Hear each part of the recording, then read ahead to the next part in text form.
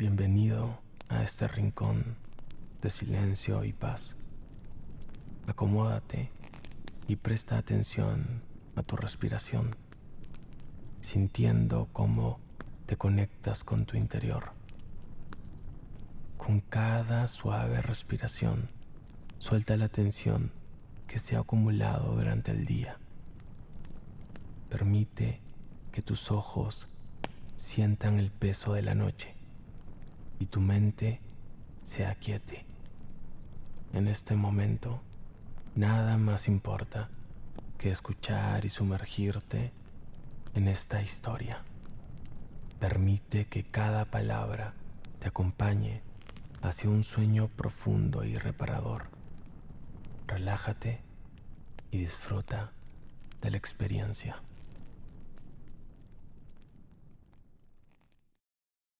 En un tiempo antiguo, lleno de historias y secretos, reinaba un rey bondadoso y sabio llamado Shamik.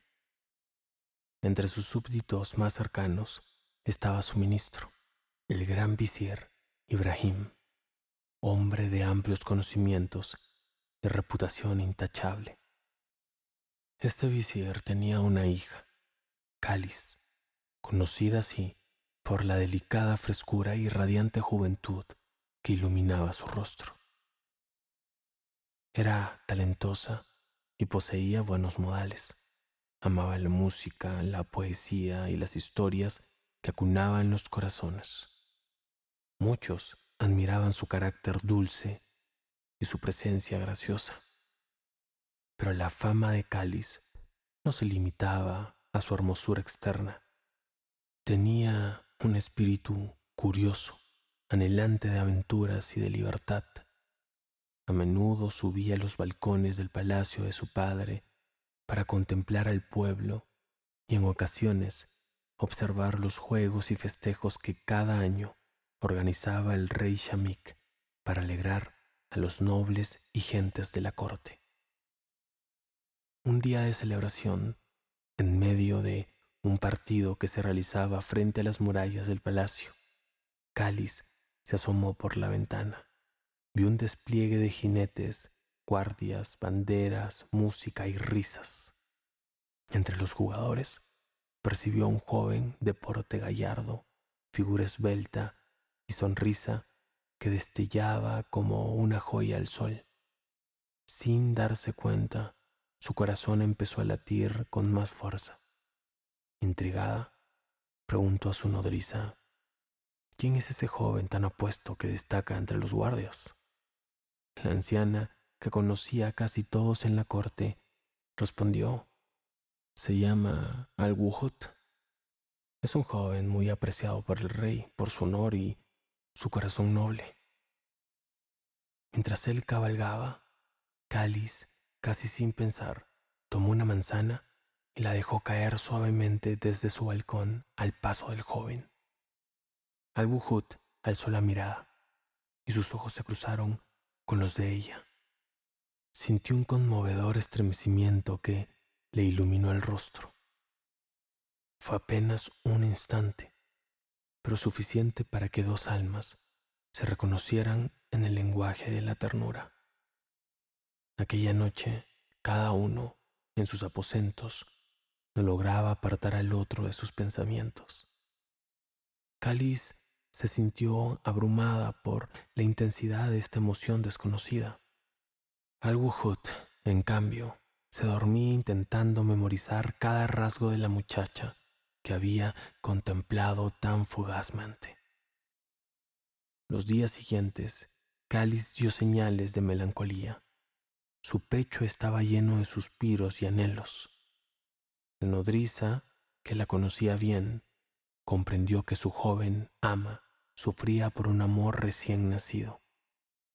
La animó a sincerarse, a confiarle sus sentimientos, y la muchacha, no pudiendo más, escribió unos versos sencillos que expresaban cuánto admiraba al joven que viera desde lo alto. La nodriza, compadecida, prometió llevarle el mensaje a Al-Wuhud y traerle una respuesta. Así se convirtió en la mensajera y única aliada de la doncella. Partió en busca del joven, lo encontró entre los palaciegos y le hizo entrega del pliego. Al-Wuhud, conmovido, reconoció el nombre de Cáliz y respondió en un escrito lleno de poesía y gratitud, manifestando a su vez ese fuego que en su corazón también ardía. Ambos fragmentos de letra se convirtieron en un puente que unía dos corazones separados por la cautela y las normas de la corte. Mas el destino rara vez concede un camino llano a los amantes. La suerte quiso que el visir Ibrahim descubriera uno de esos papeles poéticos. Al leerlo supo que su hija Cáliz había entregado su afecto de modo secreto a Al-Wuhud. Temeroso de las consecuencias y preocupado de que el rey Shamik mostrara disgusto, pues Al-Wuhud era un favorito del soberano, decidió alejar a su hija, evitando un posible escándalo y salvaguardando el honor de la familia. Ordenó entonces que se prepararan ropas y provisiones para un supuesto viaje de placer. Entre lágrimas silenciosas, Cáliz fue conducida a una fortaleza lejana, en un lugar escondido y rodeado de aguas bravas, conocida por el nombre de la montaña de la Madre Apenada. Allí, apartada de todo, debía permanecer en reclusión con un pequeño séquito de criadas y algunos sirvientes, recibiendo víveres en forma puntual para satisfacer sus necesidades. Tras despedirse de su hija, el visir volvió con el corazón encogido. Sabía que la joven no soportaría fácilmente ese encierro, pero pensaba que era el menor mal posible para evitar mayores peligros. Cuando Al-Wuhud se disponía a visitar el palacio del visir, preguntó a varios sirvientes por el paradero de la dama. Todos guardaban un extraño silencio. Acercándose a la puerta, observó unas frases escritas, versos de despedida que hablaban de pena y nostalgia. Al comprender que Cáliz había sido llevada lejos, sintió que su fuerza interior se desplomaba. Un profundo dolor lo atenazó y la idea de perderla lo llevó a salir sin rumbo, vagando descalzo por sendas desconocidas. Pasó días y noches, errante, soportando el sol y la sed, con la única esperanza de hallar una pista que lo llevara hasta donde ella hubiese sido recluida. Entre dunas y montañas, un día se encontró con un león cuyo rugido le heló la sangre. Mas, en lugar de rendirse al pánico, Al-Wuhud se dirigió a él con palabras suaves y ruegos humildes, pues había oído decir que los animales salvajes a veces sentían simpatía por quien hablaba con ternura. Con gran asombro, el león pareció apiadarse de él y en un gesto extraño caminó delante, como si lo guiara por un sendero oculto. Lo condujo hasta un monte, indicándole el rastro de pasos humanos que había allí, y luego se alejó rugiendo en la lejanía. Aquello renovó la fe de Al-Wuhud. Siguió la huella hasta que llegó a una orilla, pero vio que el rastro desembocaba en el agua y se perdía. No sabiendo cómo cruzar, se sentó junto a la playa, sumido en llanto. Así quedó preso de la incertidumbre. Apartándose un poco del mar, decidió internarse más en el monte. En una parte alta percibió la tenue luz de un refugio en la roca. Se acercó y llamó con suavidad. Tras un silencio prolongado, escuchó la voz calma de un ermitaño que le abrió. Este hombre, apartado del mundo, dedicaba su vida a la meditación. Conmovido al ver a Al-Wuhud, casi desvanecido, lo socorrió y le ofreció abrigo y agua fresca. El joven agradeció y relató sollozando la historia de su amor interrumpido, de la desesperación que lo impulsaba a vagar sin descanso. El ermitaño se sintió afín al dolor, pues las viejas leyendas dicen que cualquiera que haya amado entiende la aflicción ajena. Tras brindarle compasión, el sabio le aconsejó: en la costa hay un puñado de calabazas secas que flotan, pues nacen y crecen en los márgenes del valle. Si deseas proseguir tu búsqueda por mar, podrás atar esas calabazas con cuerdas y formar una balsa rústica.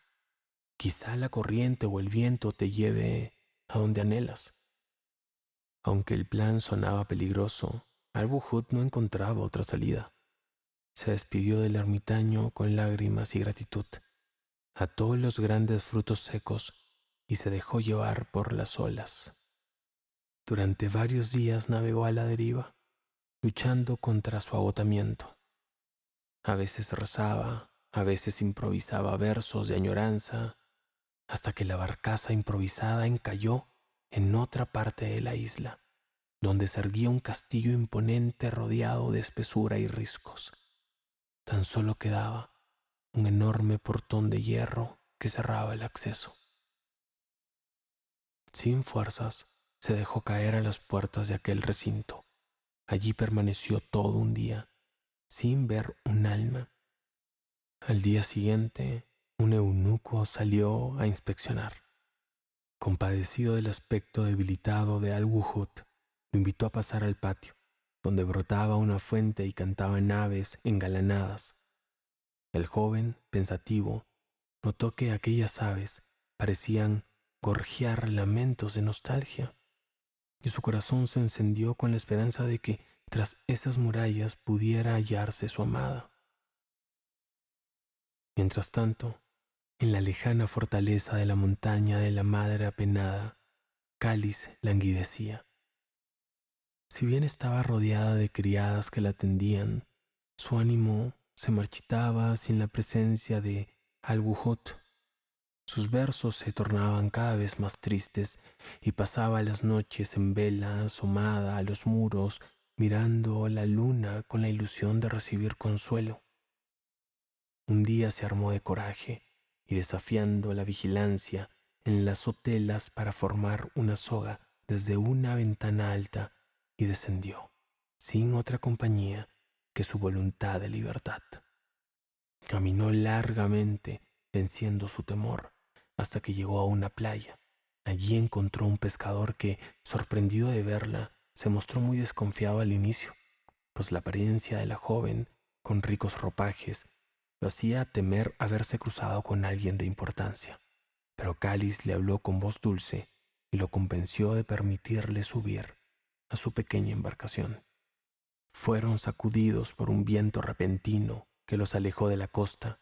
Viajaron varios días y el pescador confesó que tal vez no podría devolver la tierra.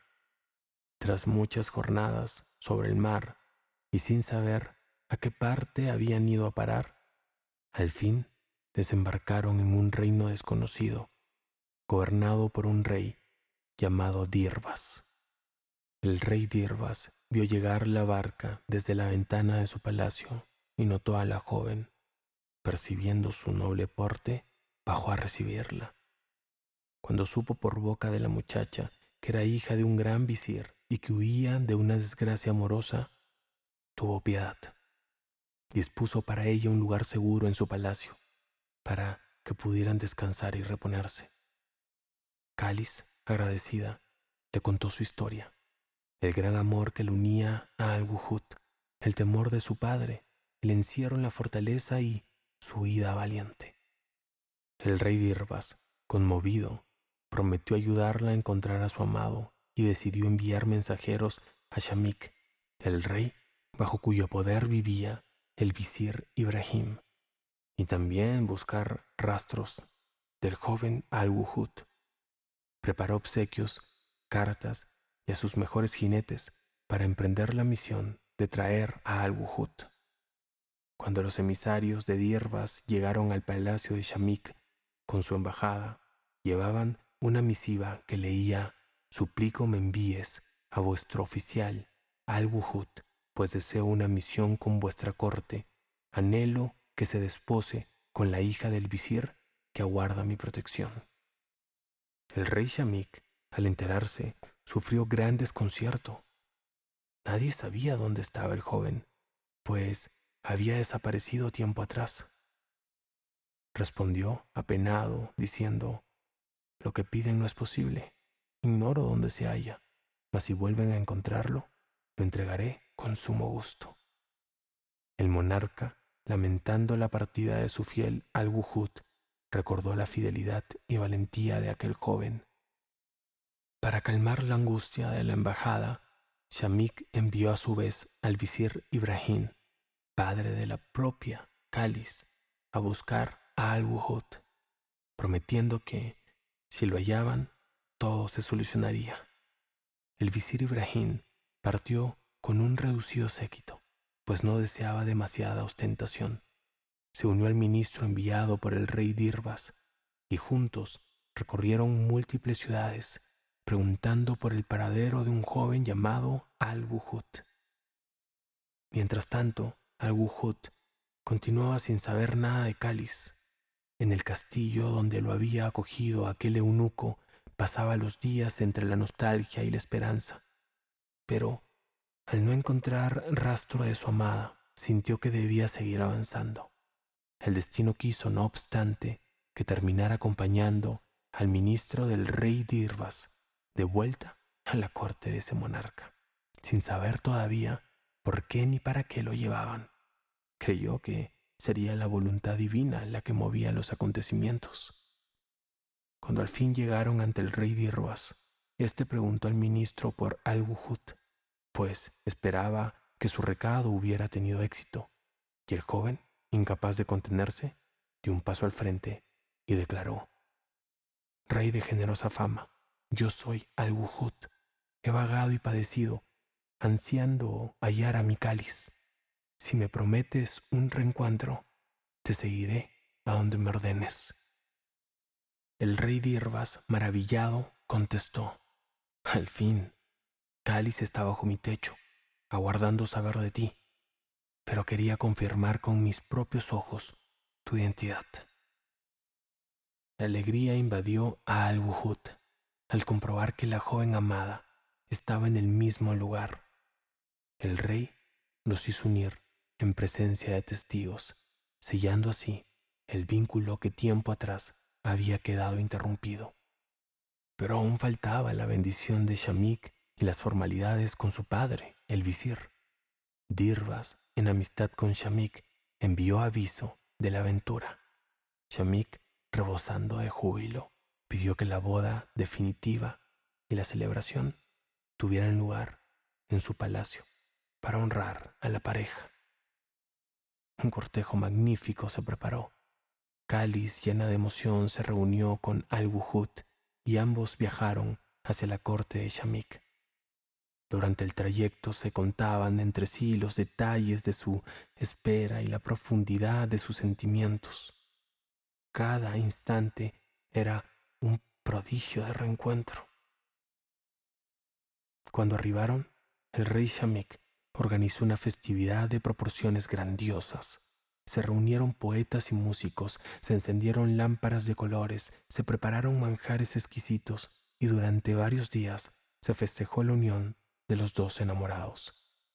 El visir Ibrahim, padre de la novia, ya no sentía temor ni duda, pues comprendió que las bendiciones del destino eran más fuertes que los reparos humanos. Finalmente, en una noche tranquila, colmada de música suave y felicidad, Cáliz y Al-Wuhud fueron conducidos a un palacio bellamente adornado, donde las miradas se fundieron en el más dulce de los silencios. El amor que había nacido en un instante, con apenas la caída de una manzana al paso de un joven, había llegado a superar la tempestad del mar, la soledad del desierto y los caprichos del hombre. El hipócrita feliz. Capítulo 1. Se dice que de todos los que formaron parte de la corte del regente, ninguno fue tan malvado como Lord George Hell. No incomodaré a mis pequeños lectores con un largo recuento de sus atrocidades. Basta con que sepan que era codicioso, destructivo y rebelde. Me temo que es cierto que a menudo se quedaba en la casa de Carton hasta altas horas de la noche, jugando a las cartas y bebiendo y comiendo más de la cuenta. Su afición por la ropa fina era tal que solía vestirse entre semana con tanta elegancia como la gente los domingos. Tenía 35 años y era la vergüenza de sus padres. Lo peor era que daba muy mal ejemplo a los demás. Nunca trató de ocultar sus malas acciones, de modo que al cabo de un tiempo todo el mundo supo lo horrible que era. De hecho, creo que estaba orgulloso de ser horrible. En sus notables personajes contemporáneos, el capitán Tarleton sugirió que la transparencia del carácter de Lord George era una virtud que debería hacernos perdonar sus abominaciones. Pero, por doloroso que me resulte contradecir a un autor fallecido, sostengo que la transparencia es buena solo cuando revela buenas acciones o buenos sentimientos, y despreciable cuando revela perfidia y maldad. Es cierto que al final en sus días Lord George expió todas sus faltas de una manera que nunca fue revelada al mundo. La razón de su extraña y repentina desaparición de la esfera social que tanto había frecuentado y que un día abandonó es el tema de las líneas que siguen. Creo que una vez concluido el relato, mis pequeños lectores estarán en condiciones de reconsiderar cualquier juicio negativo que se hayan formado sobre él. Y, ¿por qué no?, de cambiarlo.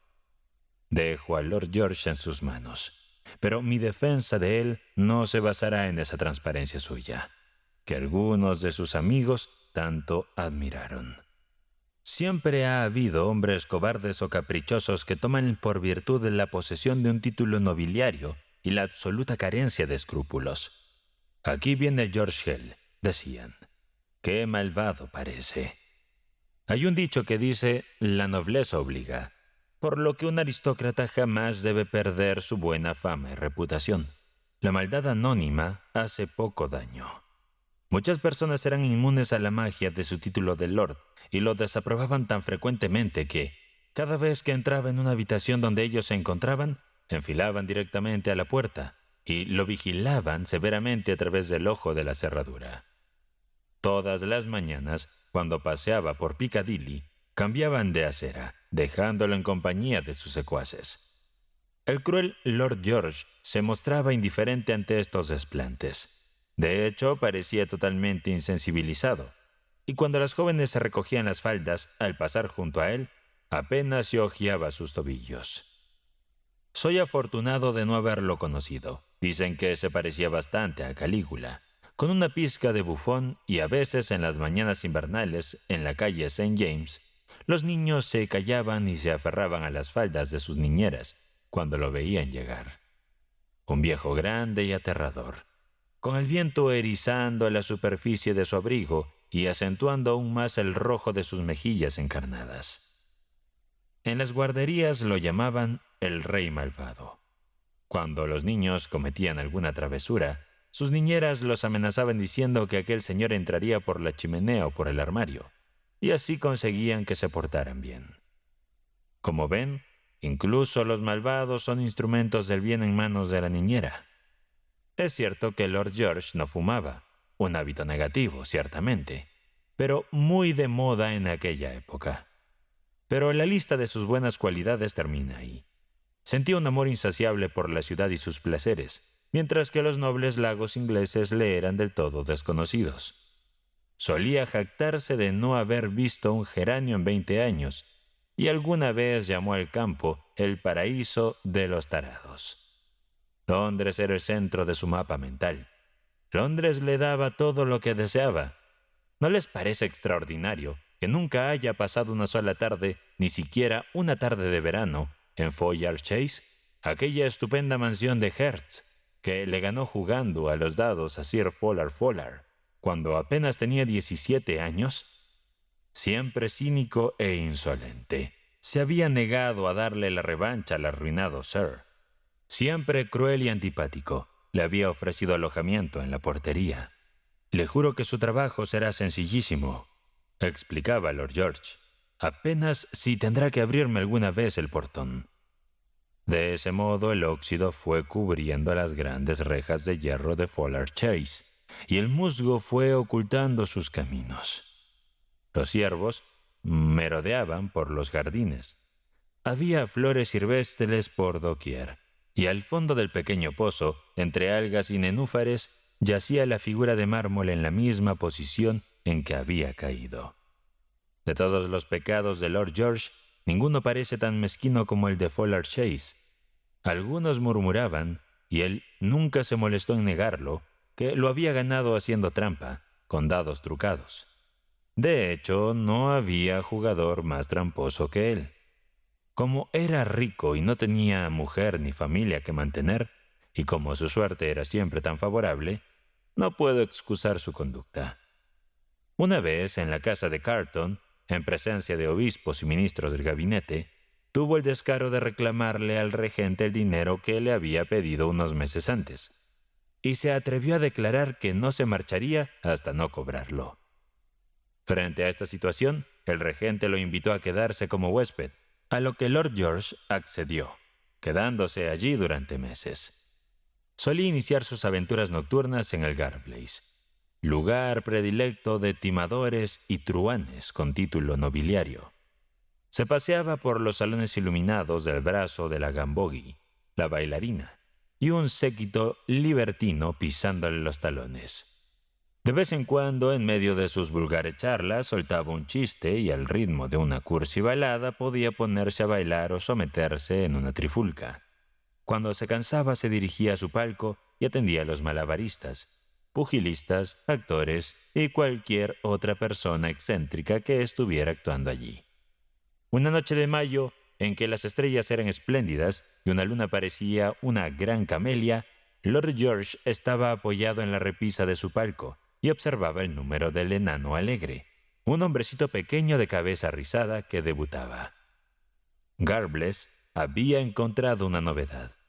Al son de los aplausos de Lord George, el enano terminó su número con una bonita canción sobre amantes. Y esto no fue todo. Luego hubo un acto en el que se usó un arco y una flecha. El enano volvió con un pequeño arco dorado en la mano y un carcaj colgado del hombro. Disparó estas flechas con gran precisión. Varias fueron a dar a la corteza de las acacias que crecían alrededor del escenario, otras a los palcos y 2 o 3 al cielo raso. El público estaba encantado. «¡Bravo, bravo, Sagitaro!», aplaudió Lord George en el idioma de la Gambogi, que estaba a su lado. Finalmente, una figura de cera con la forma de un hombre fue apoyada contra el tronco de un árbol. Le vendaron los ojos al enano, que permanecía de pie en un rincón del escenario. Todos aplaudieron, maravillados. La flecha había atravesado el corazón de la figura de cera, o lo que se consideraba el corazón, si la figura hubiera sido humana. Lord George pidió vino y champán, y luego dijo al hombrecito que se acercara a su palco para felicitarlo y brindar con un buen trago de vid. «Eres un genio con el arco», dijo Lord George, con florida condescendencia. «Ven y siéntate a mi lado.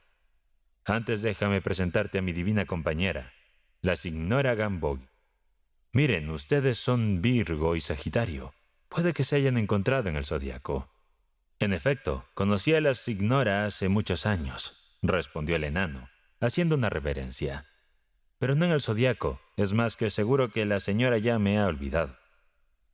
Al oír esto, la señora enrojeció, pues ya no era joven y el enano tenía cara de niño. Pensó que se burlaba de ella.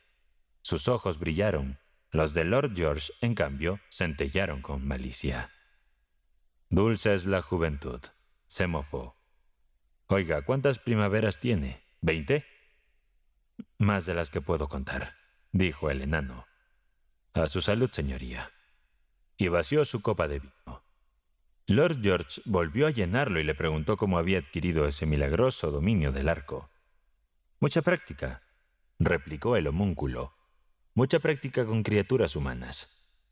Y movió misteriosamente sus rizos. «Vaya, entonces eres un peligro andante. Su señoría es un excelente blanco».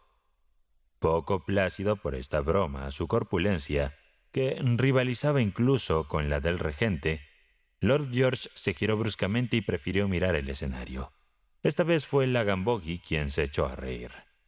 Se estaba presentando una nueva opereta, La Bella Cautiva de Samarcanda.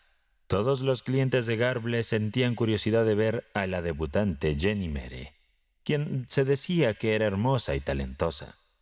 Estas predicciones se cumplieron con creces cuando la cautiva se asomó por la ventana de su torrecilla de madera.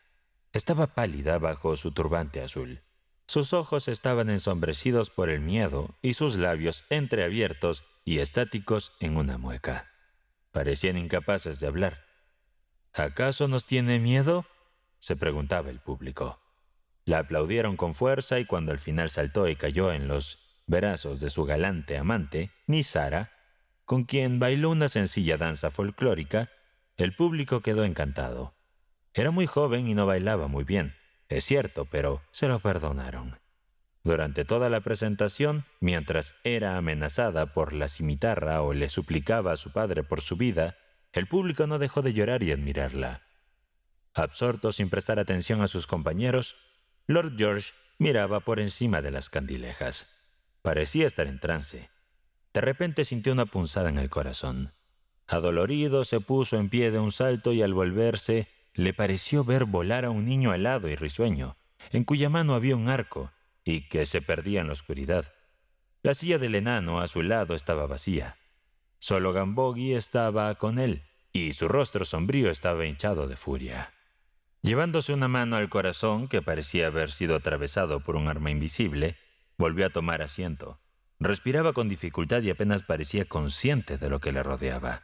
Pero la Gambogi sabía que ya no se le rendiría más pleitesía, pues el amor de Jenny Mere había entrado en su corazón. Cuando terminó la opereta, el enamorado Lord George cogió su capa y se marchó sin decir una palabra a la Gambogi. Con rudeza apartó al conde Karolov y al señor Clarence, con quienes había quedado para jugar a los dados. Se sentía ajeno a sus compinches, a sus cinismos y obscenidades. No le sobraba el tiempo para arrepentimientos y castigos.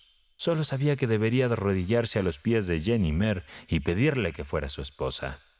La señorita Mere, dijo Garble, está en su habitación, cambiándose de ropa. Si su señoría digna esperarla, tendré el privilegio de presentársela. Ahora mismo, de hecho, oigo sus pasos en la escalera. Lord George se quitó el sombrero y alisó nerviosamente su peluca rebelde. «Señorita Mere, venga aquí», dijo Garble. «Aquí está Lord George Hell, cuya presencia ha sido la principal recompensa de aquellos que, con sus modestos esfuerzos, han pisado los reinos del arte esta noche». La pequeña señorita Mere, que, salvo en unos sueños o en fantasías, nunca había visto un lord, hizo una tímida reverencia. Lord George se puso de rodillas, para sorpresa del director y el bochorno de la muchacha. Sin embargo, ninguno de los dos se rió. «Señorita Mere», exclamó, «le ruego que escuche mis palabras. No me desprecie desde el pedestal de su belleza, genio y virtud, sabiendo que puedo pasar por un insolente presuntuoso. Me humillo ante usted y solicito su mano. Me deslumbra la luz de sus ojos, que son como dos esferas translúcidas».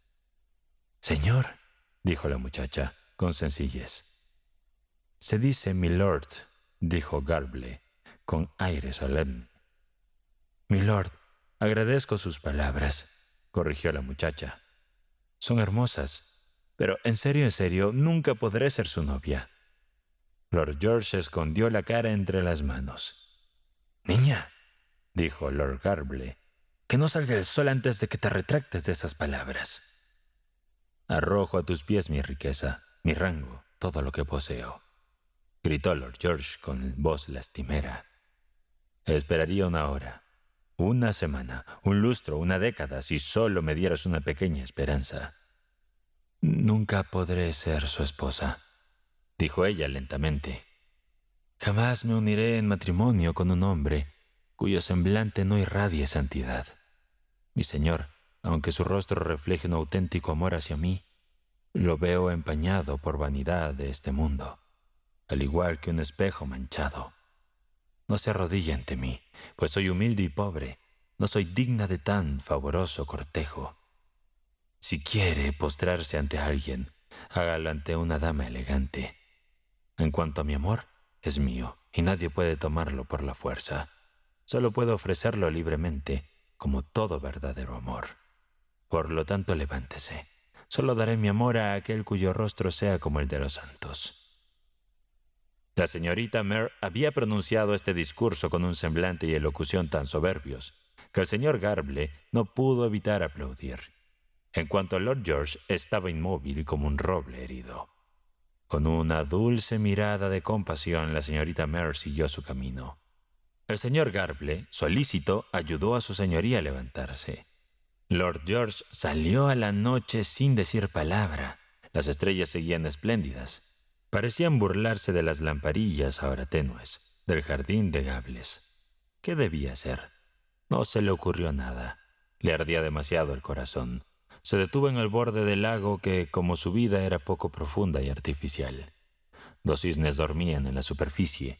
La plateada luna se reflejaba en sus cuellos blancos y torcidos. ¿Sería mejor ahogarse? No había nadie para impedírselo.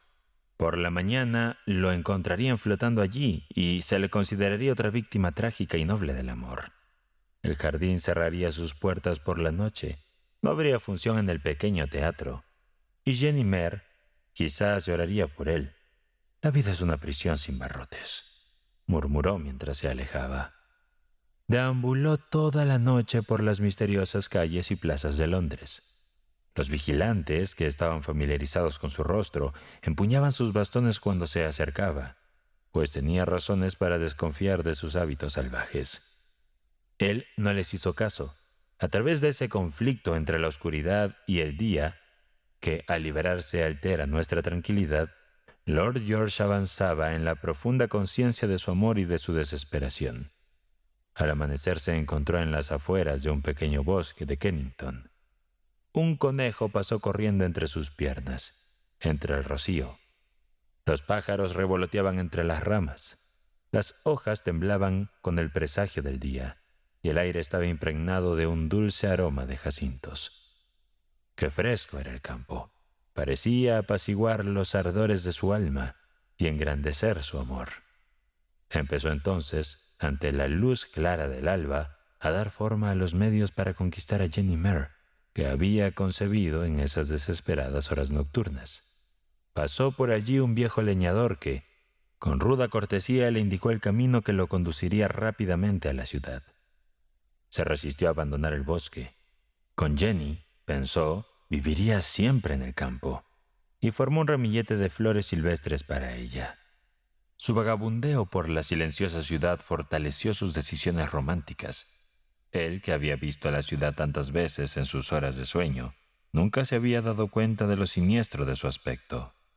En sus estrechas calles, las casas blancas se alcanzaban como acantilados de tiza. Apresuró el paso por las aceras sin barrer.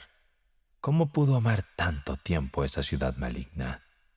Por fin llegó a St. James Square, a la odiosa puerta de su propia casa. Sombras yacían como recuerdos en el vestíbulo. A través de la ventana de su habitación, un rayo de sol se deslizaba sobre su cama blanca y lisa, un rayo en forma de espantosa rejilla. Capítulo 2. Era una mañana luminosa en Old Bond Street. El gordito señor Eneas, fabricante de máscaras de moda, estaba tomando el sol frente a la puerta de su tienda. Su escaparate estaba repleto, como de costumbre, pero toda clase de máscaras, hermosas máscaras con mejillas rosadas y absurdas barbillas protuberantes. Máscaras copiadas de antiguos modelos griegos, máscaras de papel para niños, de seda fina para damas y de cuero para los caballeros trabajadores, barbudas e imberbes, doradas o de cera. La mayoría de hecho eran de cera. Máscaras grandes y pequeñas. En medio de esta superficial galaxia colgaba el rostro de un cíclope, tallado con astucia y con un gran zafiro en la frente. El sol brillaba en el escaparate y en la calva y zapatos del pequeño y gordo señor Eneas. Era demasiado temprano para que llegaran clientes, y el señor Eneas parecía estar disfrutando enormemente de su descanso al aire libre. Sonreía complacido mientras miraba la calle. Bien podía hacerlo, pues era un gran artista y contaba con el patrimonio de varios reyes y no pocos miembros de la nobleza. Solo la noche anterior, el señor Brummel había entrado en su tienda y había encargado una máscara de verano, deseoso de eludir por un momento la celosa vigilancia de Lady Otterton. El señor Eneas le complacía pensar que su arte le convertía en el guardián de muy altos secretos. Sonreía al pensar en esos derrochadores que, en ese momento, camuflados por sus obras maestras, caminaban incólumes entre sus acreedores. Era como un confesor de su época, siempre dispuesto a dar absolución, una posición privilegiada. La calle estaba tan tranquila como cualquier otra calle del pueblo. En una ventana abierta, una dama hermosa envuelta en una bata de muselina estaba sentada frente a una taza de chocolate. Era Gamboge, a quien el señor Eneas dedicó muchas reverencias. Esta mañana, sin embargo, sus pensamientos permanecían lejanos. No se percató de los corteses esfuerzos del hombrecito. Molesto por tanta indiferencia, el señor Eneas estuvo a punto de ingresar a su tienda, cuando vio a Lord George Hales subiendo a toda prisa por la calle. Llevaba un ramillete de flores silvestres en la mano. ¿Levantado a esta hora?, pensó. Una visita temprana a la señora, supongo. Sin embargo, no fue así. Lord George fue directamente hacia la tienda de máscaras. Antes echó un vistazo en la ventana de la Gamboge y pareció molesto al verla sentada allí. Entró apresuradamente en la tienda. «Quiero la máscara de un santo», dijo. «¿Máscara de santo, milord?» «Desde luego», dijo el señor Eneas enérgicamente. «Con o sin aureola. El obispo de St. Aldred siempre lleva la suya con aureola. ¿Su señoría también la desea con aureola?» «Por supuesto, si su señoría me permite tomarle la medida». «Debo tener la máscara hoy mismo», dijo Lord George. «¿Tiene alguna disponible?» Ya veo», murmuró el hombrecito. «Es para uso inmediato. Su señoría, en efecto, hay una, pero es de una talla bastante grande». Y miró al suelo dubitativo. «¡Julius!», gritó de repente a su ayudante, que estaba retocando una máscara de barba roja que el joven de rey Surrenburg iba a llevar en su coronación la semana próxima. «Julius, ¿recuerdas la máscara de santo que hicimos para el señor Ripsby hace un par de años?» «Sí, señor», contestó el muchacho. «Está guardada arriba». «Me lo imaginaba», respondió el señor Eneas. «El señor Ripsby solo la tenía alquilada. Sube, Julius, tráela». «Creo que justamente es lo que su señoría está buscando. Una máscara espiritual, pero hermosa». «¿Será acaso una máscara que refleje el amor como un espejo?», preguntó Lord George con voz grave. «Se hizo exactamente con ese fin», respondió el fabricante de máscaras. «De hecho, fue esa para que el señor Ripsby la llevara en sus bodas de plata. Fue muy elogiada en su momento.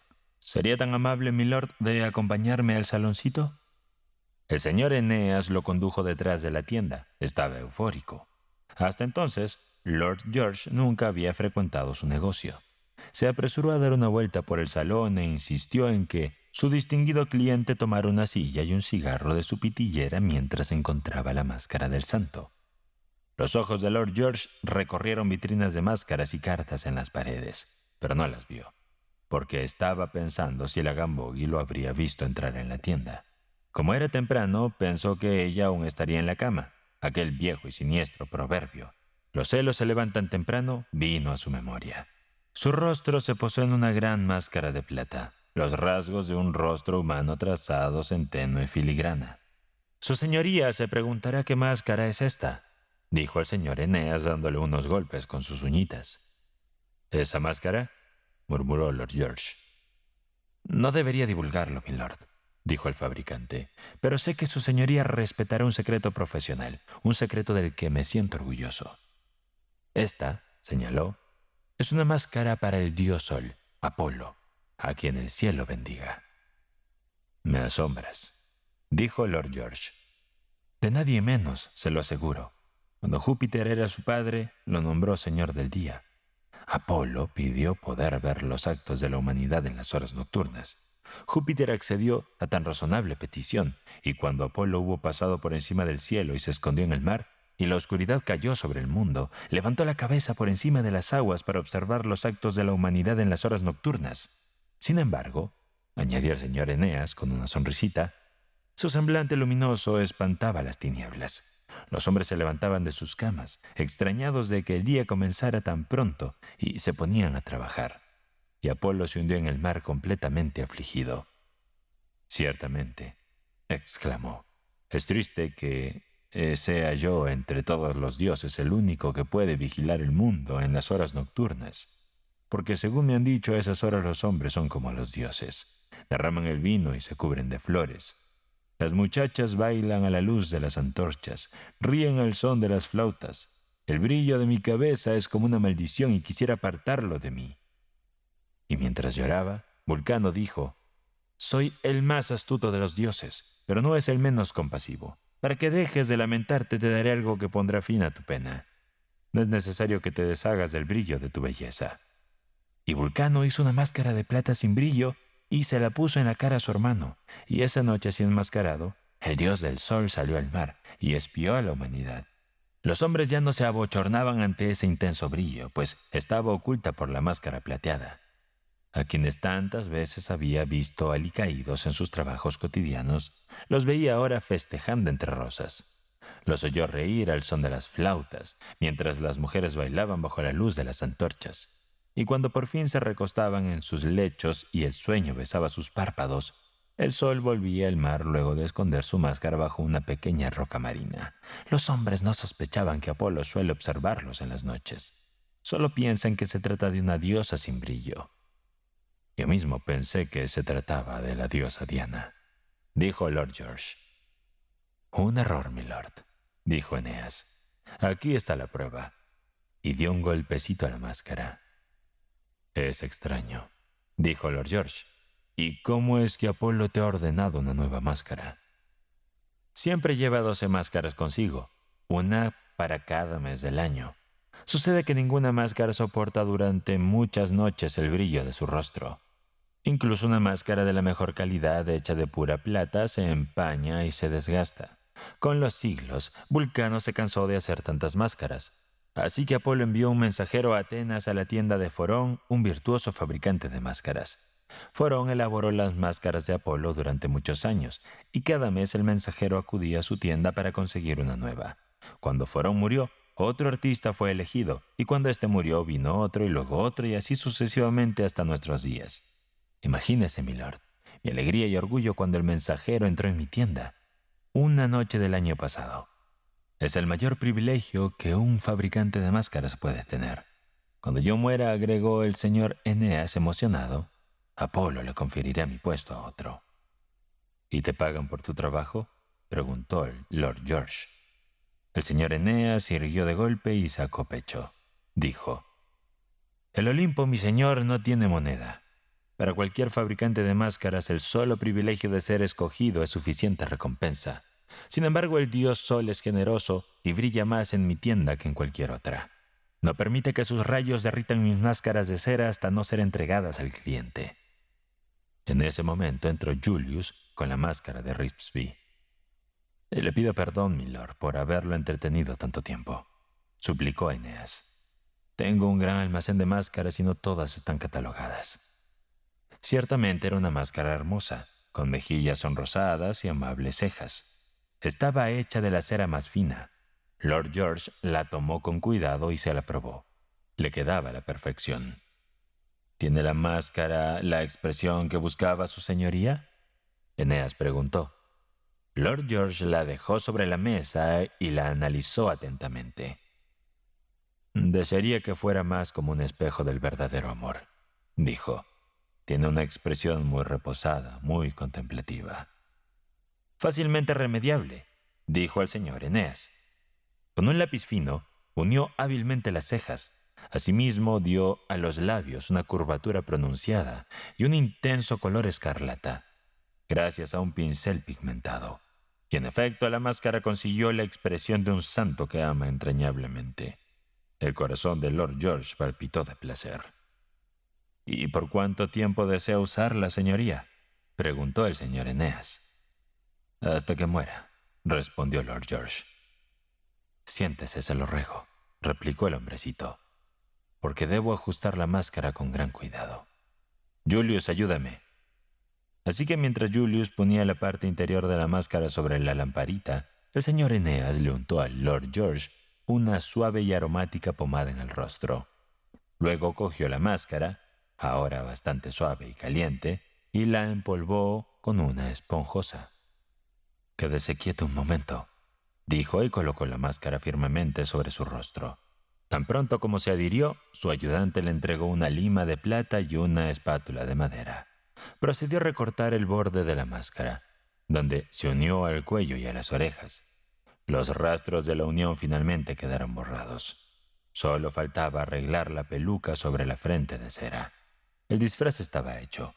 Cuando le pusieron un espejo en la mano y Lord George miró a través de los ojales de la máscara, vio el rostro inmaculado del santo, cuya expresión era un espejo de verdadero amor.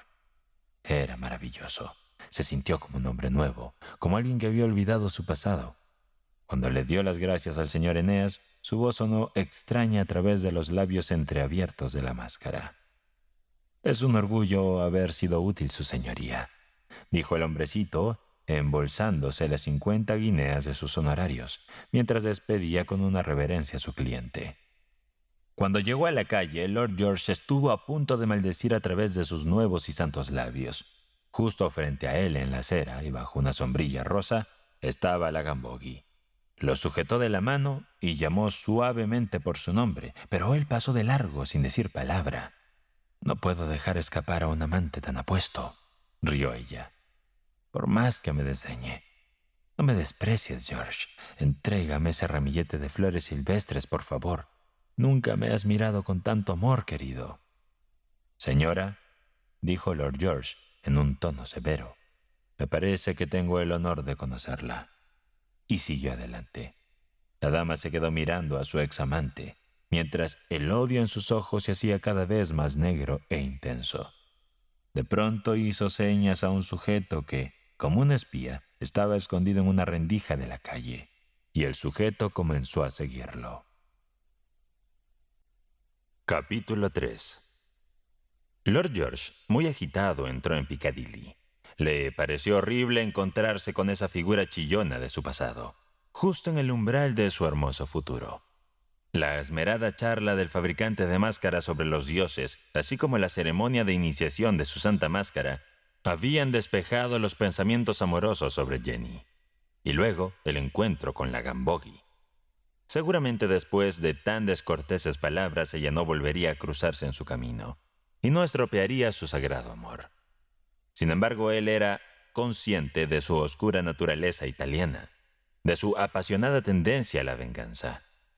¿Cuál era ese verso de Virgilio? No podía recordarlo. ¿Era posible que tarde o temprano ella se interpusiera entre él y su amada? Estaba cerca de la mansión del Lord Barrymore. El conde Karoloff y el señor Fitzclarence descansaban en una de las ventanas inferiores. ¿Lo reconocerían tras la máscara? Gracias a Dios, no. Solo se limitaron a reírse al mirarlo pasar. El señor Fitzclarence gritó con voz burlona: «El señor, cantemos un salmo». La máscara entonces era perfecta. Jenny no lo reconocía. No debía temer a nadie más que a la Gambogi. ¿Traicionaría ella su secreto? Suspiró. Aquella noche iría a visitar a Garble y a declararle su amor a la joven actriz. En ningún momento dudó de que, al ver su rostro santificado, ella aceptaría su amor. ¿Acaso no había dicho: «Al hombre cuyo rostro sea de el de un santo le entregaré mi verdadero amor»? Ella no podía decirle ahora que su rostro parecía un espejo empañado. Le sonreiría y sería su novia. ¿Pero estaría la Gambogi en casa de Garble? La ópera terminaba después de las 10 de la noche. El reloj de Hyde Park Gate le decía que aún no eran las 10 de la mañana. 12 horas de espera antes de rendirse a los pies de Jenny. «No puedo pasar tanto tiempo en este lugar», pensó. Así que llamó a un carruaje y pidió que lo llevaran a Kensington. Cuando llegaron al bosquecillo donde había estado solo unas horas atrás, Lord George despidió al cochero. El sol, que había salido mientras él estaba pensando en Jenny, brillaba sobre su rostro alterado, sin lograr derretir sus facciones de cera. El viejo leñador que antes le había indicado el camino pasó cargando un bulto de leña y no lo reconoció. Deambuló entre los árboles. Era un bosque precioso. Llegó a la orilla de aquel pequeño arroyo, el Ken, que en aquellos días aún corría en las proximidades. Se tumbó sobre el musgo y dejó que el agua corriera y se ondulara entre sus manos. Un guijarro brillaba bajo la superficie. Al mirarlo, reconoció el reflejo de su máscara en la cristalina corriente. Se sintió avergonzado de engañar así a la mujer que amaba. Detrás de aquella beatífica máscara estaba el malvado rostro que tanto había repelido. ¿Era tan vil como para engatusarla y enamorarla con tremendo engaño? Sentía una gran pena por ella y un odio por sí mismo. ¿Pero en realidad era la máscara un truco mezquino? Quizás solo era un símbolo de su arrepentimiento y de su verdadero amor. Su rostro era malo, sí, pero era porque su vida había sido mala. Había visto a una jovencita risueña y de pronto su alma se transformó. Solo quedaba su antiguo rostro. No era justo que siguiera pareciendo malo. Se oyó el débil sonido de un suspiro. Lord George levantó la vista y allí, en la otra orilla, estaba Jenny, observándolo. Cuando sus miradas se cruzaron, ella se ruborizó y bajó la cabeza. Allí de pie no parecía más que una niña alta, con su vestido de algodón lila y su sombrero de paja desgastado por el sol.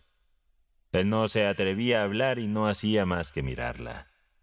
De repente junto a él, montado a horcajadas en la rama de un árbol, estaba ese alado y alegre niño sosteniendo un arco y una flecha. Antes de que Lord George pudiera darse cuenta, la flecha se clavó en su corazón y se desvaneció, mientras Cupido se iba volando. No profirió ningún grito de dolor. Por el contrario, extendió los brazos hacia su amada, sonriendo alegremente. Cruzó el arroyuelo dando brincos y se arrodilló a sus pies. Le pareció más apropiado hincarse y así demostrar su indignidad. Pero ella, que solo veía el rostro de un gran santo, se inclinó sobre él y sujetó suavemente su mano. «Seguramente», dijo a ella, «eres ese buen hombre a quien tanto he esperado. No te arrodilles ante mí. Levántate y deja que bese tu mano. Mi amor por ti es humilde y mi corazón es todo tuyo». Y él mirándola con rendido cariño respondió, «No, eres una reina. Yo soy el que debe arrodillarse ante tu presencia». Pero ella meneó la cabeza y también se arrodilló ante él, presta de un sentimiento eufórico. Y mientras estaban arrodillados uno junto al otro, las lágrimas invadieron sus mejillas. Entonces él la besó, a pesar de que sus labios ahora eran de cera. Se estremeció de felicidad. La estrechó entre sus brazos y guardó silencio. Levantó el ramillete de flores silvestres que había recogido. «Son para ti», susurró. «Las recogí hace horas, en este bosque. Mira, no se han marchitado». Ella quedó perpleja ante sus palabras. Completamente ruborizada, le dijo, «¿Cómo es posible que las hayas reunido si recién acabas de conocerme?» «Las recogí para ti», respondió, «sabiendo que pronto te vería». «¿Cómo es que tú, que nunca me habías visto, ya me esperabas?» «Esperé sabiendo que algún día te conocería», dijo besando el ramillete y pegándolo a su pecho. Se pusieron de pie y se internaron en el bosque, cogidos de la mano. A medida que avanzaban, él le preguntaba el nombre de las flores que crecían bajo sus pies. «Son prímulas», contestaba ella. «¿No lo sabías? Estas son belloritas y estas no me olvides. Y esas bonitas flores blancas que trepan por los troncos y descuelgan de las ramas se llaman dipladenias. Estas cositas amarillas son ranúnculos. ¿No lo sabías?» Y se echó a reír. «No conozco los nombres de ninguna flor», dijo él. Ella miró su rostro y le dijo tímidamente, «¿Es superficial y erróneo amar las flores? ¿Debería pensar más en cosas superiores?» Le dolía el corazón. No podía responder a su sencillez. «¿Me aseguras que estas flores son buenas para mí?», preguntó ella. Porque si tú no las quieres, yo tampoco debo quererlas. Olvidaré sus nombres si es necesario. Debo tratar de ser como tú en todas las cosas. Debes amar las flores, dijo, y enseñarme a amarlas. Entonces comenzó a hablarle de las diversas flores del bosque, de cómo algunas crecían muy despacio y otras florecían en una noche, de lo hábiles que eran las campanillas de convolvulus para trepar, de lo tímidas que eran las violetas y por qué los ranúnculos tenían los pétalos plegados. También le habló de los pájaros que cantaban en el bosque y de cómo los reconocía por sus voces. «El que está cantando es un pinzón», le dijo. «Escucha». Y trató de imitar el sonido de sus notas para que él siempre lo recordara. Todas las aves, según ella, eran buenas, excepto el cuco o el cuclillo. Siempre que lo oía cantar, se tapaba los oídos. «Venía al bosque todos los días», dijo. «Me sentía sola, con su canto, que parecía compadecerse a mí. Pero ahora te tengo a ti, y estoy alegre». Se aferró más a sus brazos. Él volvió a besarla. Se echó hacia atrás el sombrero, que le colgaba del cuello por las cintas, y apoyó su pequeña cabeza en sus hombros. Por un momento olvidó que la había engañado, y solo podía pensar en el amor que sentía por ella. De pronto Jenny le dijo, «¿Te enfadarías conmigo si te digo algo? Es algo que considerarías horrible». «Pobrecita», respondió él, «no hay nada espantoso que puedas contarme». «Soy muy pobre», dijo ella. «Por las noches bailo en un teatro. Lo hago para poder ganarme el pan. ¿Te avergüenzas de mí? ¿Me desprecias?» Ella lo miró tímidamente y vio que su rostro, en lugar de enfadado, estaba lleno de amor. «¿Te gusta bailar?», preguntó él. «Lo odio», respondió Jenny. «De verdad lo odio. Y esta noche, para mi vergüenza, tengo que volver a hacerlo». «No hace falta que vuelvas a bailar», dijo él. «Soy rico y pagaré para que te liberen. A partir de ahora, bailarás solo para mí. Mira, debe ser poco más de mediodía. Vayamos a la ciudad mientras haya tiempo. Hoy mismo vamos a comprometernos. Nos haremos novios. ¿Por qué deberíamos seguir viviendo separados como dos almas solitarias?» «No lo sé», dijo ella. Volvieron por el bosque por un atajo que, según Jenny, los llevaría más rápidamente al pueblo. Llegaron a una casita con un jardín lleno de flores. El viejo leñador los saludó con la cabeza. «Antes solía envidiar al leñador», dijo Jenny, «por su casita llena de flores». «Vivamos allí entonces», dijo Lord George, y le preguntó al viejo si no era infeliz viviendo solo en la casa. «Llevo una vida repleta de pobrezas», respondió el viejo, «excepto por unos cuantos niños que vienen a jugar y algunos enamorados como ustedes. Nadie viene al bosque y rara vez se fijan en mí. En invierno estoy solo. Entre la escarcha, los viejos deberían tener mejor compañía que esa. Moriré enterrado en la nieve, junto a mis escuálidos caballos. Pobre de mi vida». «Te daré mucho dinero por tu casita y por lo que haya en ella, así que podrás irte y vivir a la ciudad», sacando de su abrigo un billete de 200 guineas y extendiéndolo al leñador. «Los enamorados actúan como unos tontos», murmuró el anciano. «Pero se lo agradezco amablemente, señor. Mientras dure esta pequeña suma me mantendrá cómodo. Venga a la cabaña lo antes posible. Es un lugar muy solitario y me haría bien alejarme de él». «Vamos a casarnos esta tarde, en la ciudad», dijo Lord George. «Volveremos directamente aquí, a nuestra nueva casa». «Que sean felices», respondió el leñador. «Cuando regresen ya no me encontrarán aquí». Los amantes le dieron gracias y siguieron su camino. «¿Eres muy rico?», preguntó Jenny. «¿Está bien que hayas comprado la casa de campo por ese gran precio?» «¿Me amarías igual si fuera pobre, Jenny?», le preguntó él tras una pausa. «No sabía que eras rico cuando te vi al otro lado del arroyo», dijo Jenny. Y Lord George, desde lo más profundo e íntimo de su corazón, tomó una resolución. Se apartaría de todas las posesiones mundanas. Todo el dinero que había ganado en los clubes de apuesta ya sea de manera justa o vil, toda aquella horrible acumulación de riquezas se las devolvería a aquellas personas a las que había esquilmado. Mientras caminaba junto a esa inocente y dulce criatura, le asaltó el recuerdo de su vileza, y una mirada de dolor cruzó tras su máscara. Tenía que redimirse, compensar a sus antiguas víctimas. No rehuiría ningún castigo o sacrificio con tal de purificar su alma. Tenía que deshacerse de su fortuna. Devolvería Follard Chase a Sir Follard. Vendería su casa en St. James Square.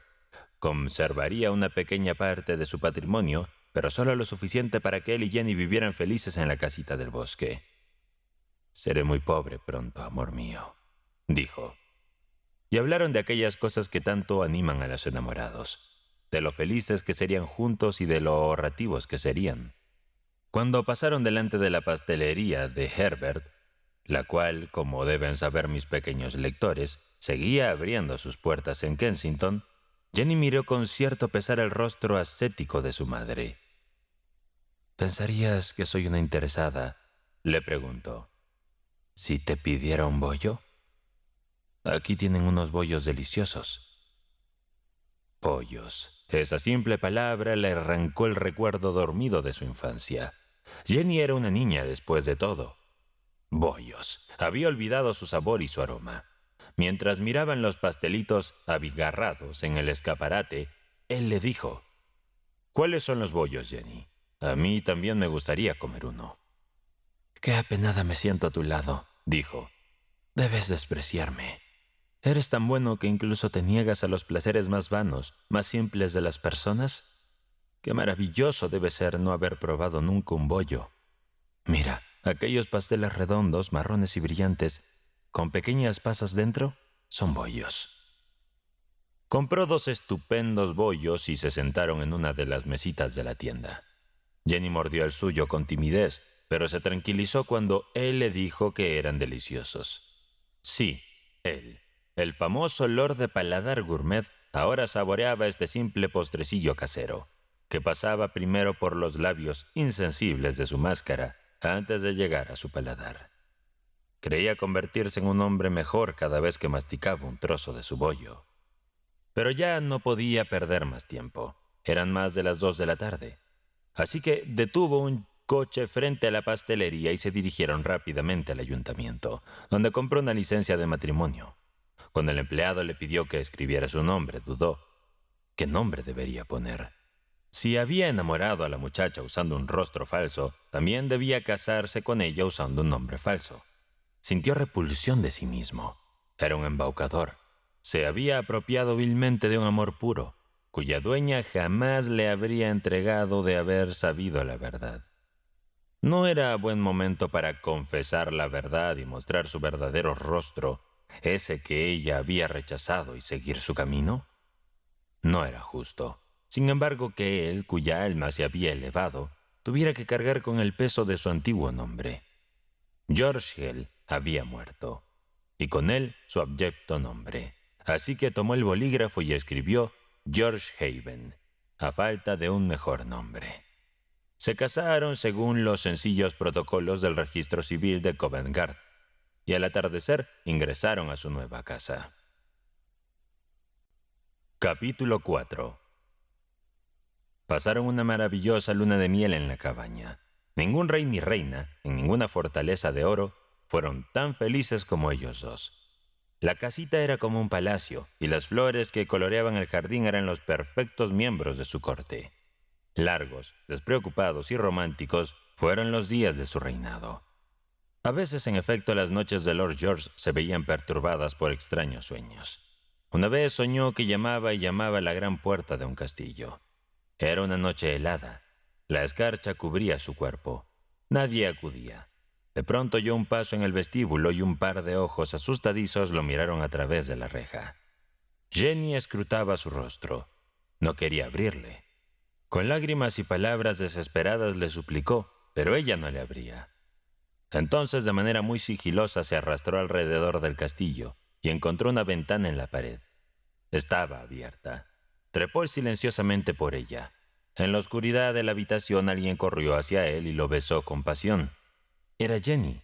Se despertó dando un grito de alegría. A su lado estaba ella, durmiendo como una niña pequeña. Después de todo, ¿qué era un sueño para él? Su felicidad no podía empañarse por un simple sueño. No podía dejar de cargar con el peso y penitencia de su pasado. El pasado era lo único y real que quedaba en su vida. Cada día disminuía, se hacía aún más pequeño, mientras vivía su rústica luna de miel. ¿No se habría librado ya de él?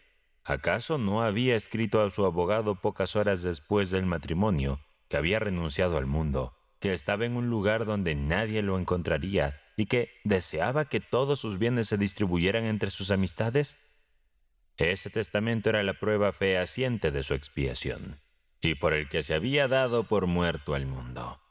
No había indicado ninguna dirección en este documento. Sus órdenes eran definitivas y vinculantes, y no podía revelar ninguna pista sobre su escondite. Por lo demás, nadie se preocuparía de buscarlo. Él no había hecho ningún bien a la humanidad. Pasaría sin ser recordado. La sociedad, sin duda, se reiría con sus extrañas retractaciones. Dirían que se había librado de un granuja y pronto sería olvidado. Pero la Gambogi, cuya principal mecenas había sido él, ¿lo olvidaría tan fácilmente como los demás? A medida que pasaban los días, su recuerdo también se hacía más tenue. Ella, en efecto, conocía su máscara, pero ¿cómo encontraría la casa de campo? Como decía la canción, la dulzura de los lugares ocultos. Estaba perfectamente escondido. Sí, ella podría buscarlo y buscarlo, sin ningún resultado. Además, lo más seguro es que ya lo hubiese reemplazado con otro amante. Sí, excepto a esos sueños, su luna de miel estuvo libre de contrariedades. Al principio pensó que su máscara de cera, si bien había sido el medio para su felicidad, ahora era una barrera que lo separaba de ella. Le encantaba besarla a través de la máscara, mirarla con ojos amorosos, pero había momentos en que le incomodaba. ¿Podría quitársela? Eso, por supuesto, no era posible. Debía llevarla toda su vida, y así con el transcurso de los días se fue reconciliando con su rostro artificial. Dejó de sentirse incómodo al usarla. Parecía haberse convertido en una parte de su personalidad, y a pesar de la rigidez de su material, expresaba esa emoción que sentía tan profundamente, el amor verdadero. Si Jenny amaba ese rostro al que había entregado su corazón, con más razón debía quererlo él, George Haven. Era como si su castigo fuera la alegría.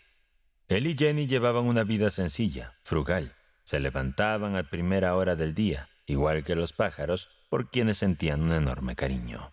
Desayunaban leche, pan y miel, y por la noche pastelillos horneados y un vino de bayas del bosque.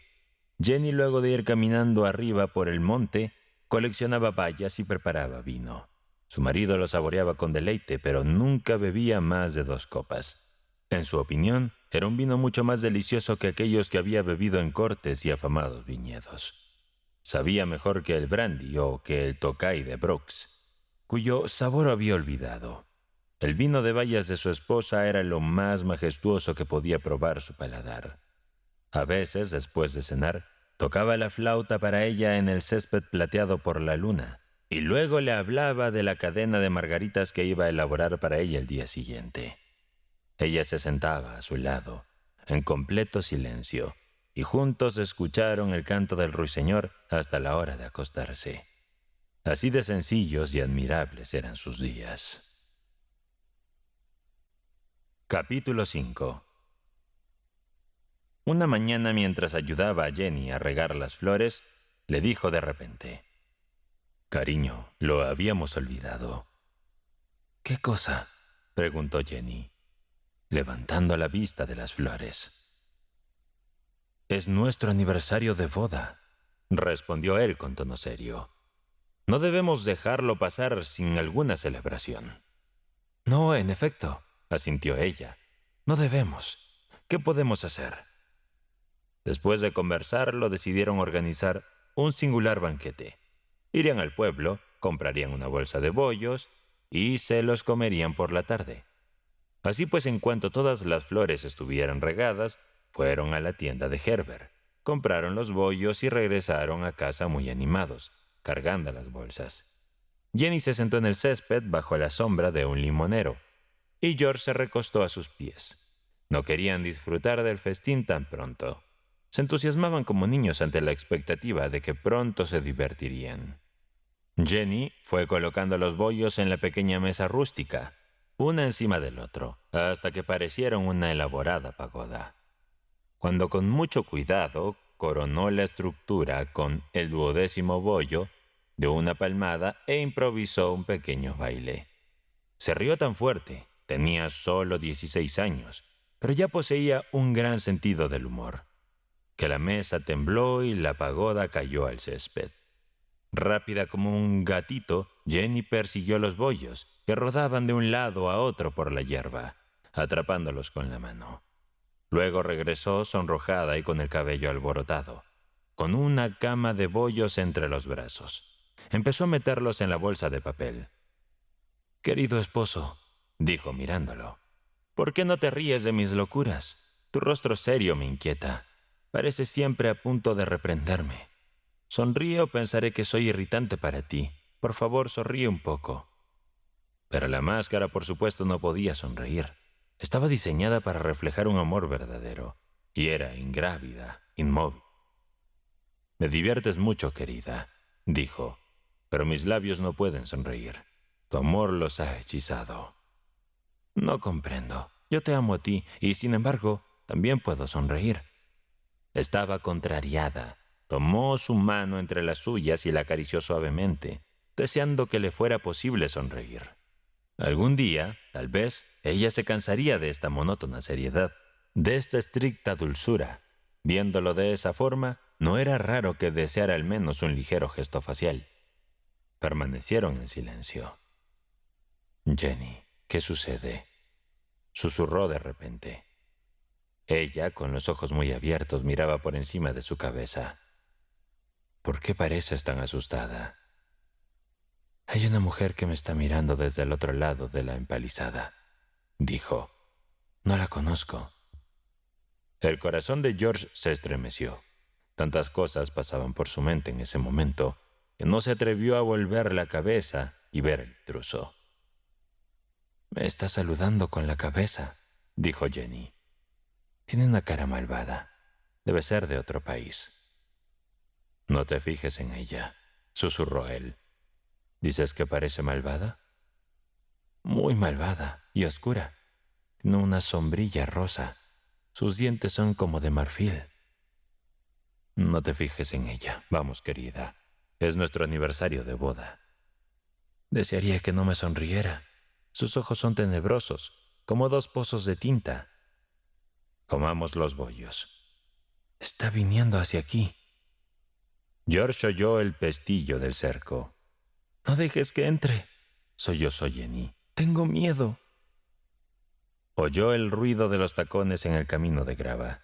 Sin embargo, aún no se atrevía a volverse. Solo podía presionar la mano de Jenny mientras esperaba la voz, la de Gambogi. «Por favor, espero me disculpen. Me es imposible no reconocer la espalda de tan viejo amigo». Enfurecido, George se dio la vuelta y se enfrentó a la mujer. «Incluso», continuó ella, «si su rostro ha cambiado tanto». «Señora», dijo él, parándose entre ella y su esposa, «le ordeno que abandone este jardín. No estoy interesado en renovar nuestra amistad». «¿Amistad?», dijo la Gambogi, arqueando sus cejas en forma de patitas de un escarabajo. «Seguramente fuimos amigos alguna vez. Mi estima por ti es más que amistad y no estoy dispuesta a ningún distanciamiento». «Señora», dijo Lord George con un temblor en la voz, «usted me ve feliz, viviendo muy tranquilo con mi esposa, a quien te ruego me presentes, viejo amigo». «Sería incapaz de profanar su nombre poniéndolo en tus labios pecadores». «Tu odio me hiere, viejo amigo», dijo la Gambogi, sentándose en un asiento del jardín mientras alisaba su falda. «Jenny, retírate, por favor», dijo George. «Vuelve a la cabaña y no salgas de ahí hasta que esta señora se vaya». Pero Jenny se aferró a su brazo. «Estaré menos asustada a tu lado», susurró. «No me dejes sola». «Pobre y hermosa criatura», dijo la Gambogi. He venido desde la ciudad solo para conocerte, como hiciste tú, mi querido George. Solo quiero que ella y yo seamos buenas amigas. ¿Acaso hay algo que ella no deba saber? Ven y siéntate a mi lado, pequeña. Tengo muchas cosas que contarte. Aunque rechaces mi amistad, dame al menos la satisfacción de charlar un rato contigo. No te entretendré demasiado. Me iré muy pronto. ¿Esperas invitados, George? Parece una fiesta de disfraces campestre. Miró a la pareja con acidez y agregó: la máscara de tu mujer, déjame decirte, es mucho mejor que la tuya. ¿A qué te refieres?, susurró Jenny desconfiada. Váyase, se lo pido. Serpiente, dijo George, y fue lo único que sus labios pudieron emitir. Lárgate de nuestro jardín antes de que envenenes este sagrado lugar. La Gambogi se levantó. Mi orgullo, dijo furiosa, tiene ciertos límites. He sido tolerante, pero no voy a permitir que nadie me llame serpiente. Me largaré de este ordinario lugar, pero antes solo quiero pedirte un último favor. En nombre de nuestra vieja amistad, muéstrame por última vez ese querido rostro que tantas veces he acariciado y esos labios que tantas veces besé. ¿A qué se refiere?, susurró Jenny. En recuerdo de nuestra vieja amistad, continuó la Gambogi, concédeme este último favor. Muéstrame tu rostro solo un instante y te juro que no volverás a verme. Aboga por mí, linda, y pídele que se quite la máscara. A ti sí te obedecerá. ¿A qué se refiere?, volvió a decir Jenny, como si fuera el estribillo de una canción. Si no te largas ahora, amenazó George, tendré que echarte a la fuerza, y de muy poco te servirá ser una mujer. Quítate la máscara y me iré. George dio un paso amenazador hacia ella. Infeliz farsante, chilló. Yo misma te desenmascararé. Como una pantera saltó sobre él y le arañó las mejillas de cera. Jenny retrocedió paralizada de terror. George trató en vano de liberarse de su agresora, que arañaba lo que Jenny había creído era su cara. Sin embargo, Jenny reaccionó y se abalanzó sobre la Gambogi e intentó con sus infalibles fuerzas liberar a su marido. Los combatientes derrapaban de un lado a otro. Parecían una trinidad en conflicto. Adán y Eva tratando de linchar a la malvada serpiente. Se oyó un fuerte estallido como si hubieran descorchado una botella de champán. La Gambogi dio un paso atrás. Había logrado arrancar la máscara, que fue a dar al césped, con la cara vuelta hacia el cielo. George permaneció inmóvil. La Gambogi lo miró fijamente a la cara, y su oscuro rubor desapareció rápidamente, porque allí mirándola fijamente estaba el hombre que ella había desenmascarado, pero no el que ella conocía, sino uno con el mismo rostro que la máscara. Pliegue por pliegue, rasgo por rasgo, era el mismo, era la cara de un santo. Señora, dijo con voz de resignada desesperación, ahora que me ha arruinado puede sonreír, pero la perdono. Los dioses han castigado a través de usted la farsa que cometí contra un ser amado. Por ese pecado estoy siendo castigado. En cuanto a mi pobre esposa, cuyo amor robé gracias a esa máscara de cera, es imposible pedirle perdón. Ah, Jenny, Jenny, deja de mirarme. Aparta tus ojos de esta asquerosa realidad que te he escondido. Reposó la cara entre las manos. No me mires. Me iré del jardín y no volveré a injuriarte con el odioso espectáculo de mi verdadero rostro. Olvídame, olvídame. Pero al darse la vuelta para irse, Jenny le puso las manos en las muñecas y le rogó que la mirara. Estoy desconcertada por tus palabras, dijo. ¿Por qué me enamoraste bajo una máscara? ¿Y por qué te imaginas que podría amarte menos viendo tu auténtico rostro? La miró a los ojos.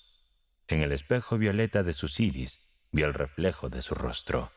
Se sintió de pronto invadido de una extraña y asombrosa alegría. Tu rostro me es aún más querido, dijo Jenny, y me parece más bello que la máscara que lo ocultaba. No estoy enfadada. Me ocultaste la santidad de tu verdadero rostro, pues aún me era digna de contemplarlo. Pero ahora soy tu esposa. Miraré tu rostro por siempre si tú me lo pides. Bésame con tus verdaderos labios.